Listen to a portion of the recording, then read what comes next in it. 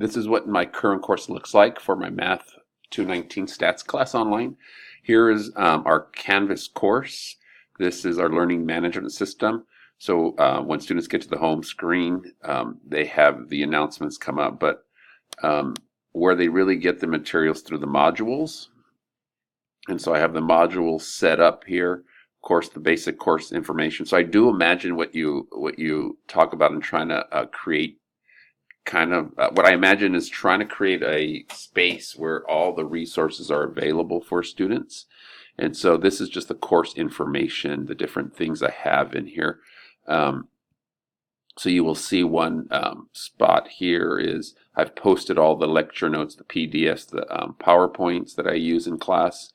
I put the note sheets, so these are note sheets students can use to take notes on as we go through a lecture in class or through online lectures. And so you can see briefly what those note sheets look like once it downloads. Students would have then that as a resource. I call them note sheets because they're used during lecture. Some of the definitions, examples are already put into there so that we don't waste time having them to write in all the stuff. So it's really a summary of important ideas and a guide through lecture. So those are all available for all students in all my classes. And I can imagine that would be available to any class that we want to support. Additionally, I have videos, which I'll come back to. But the other space is how the course is organized. So again, it's organized by different modules.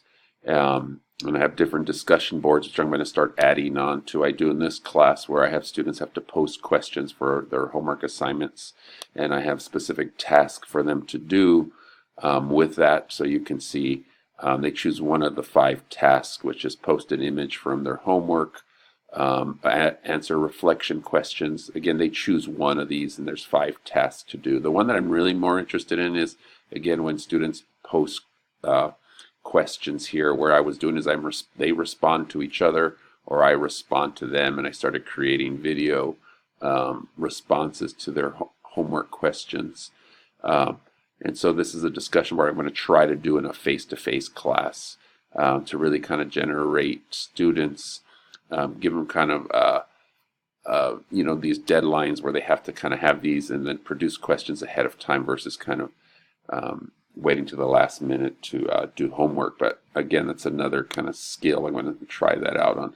But you can see those are discussion boards as they do the homework, but the modules are how the course is organized.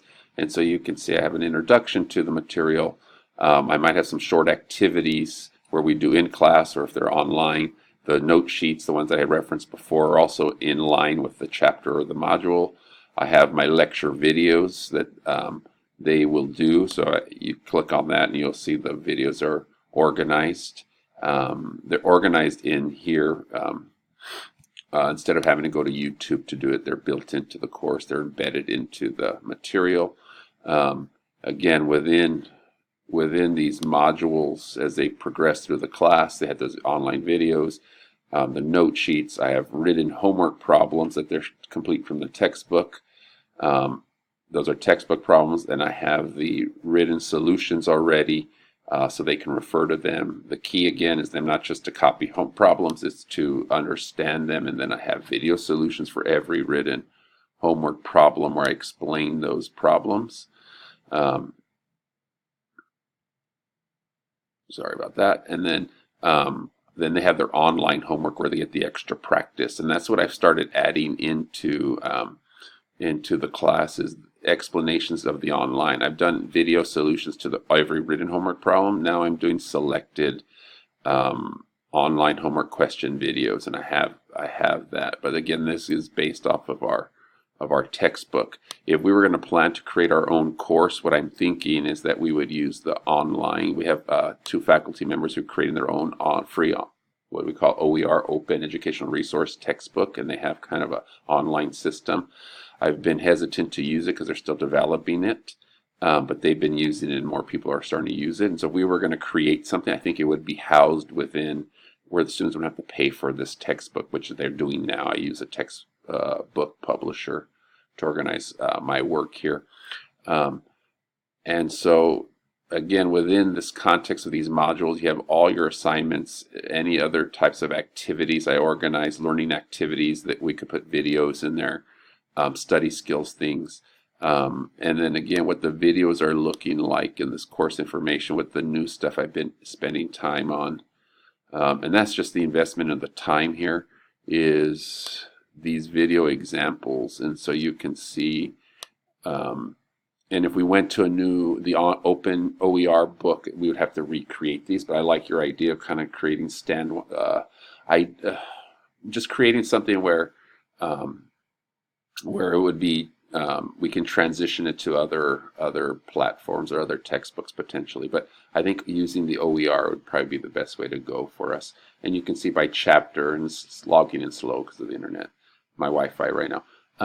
But you can see by chapter I have they'll come in, but I have the videos, and you can see I've already done a lot of them. And it's just for this course because of students getting assistance on the online problems. That's it for now. Let's talk later.